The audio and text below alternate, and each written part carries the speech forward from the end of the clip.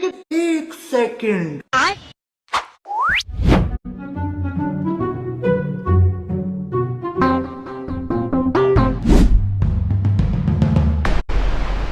কিরে বন্ধু তুই 3টা টেক্কা পাসো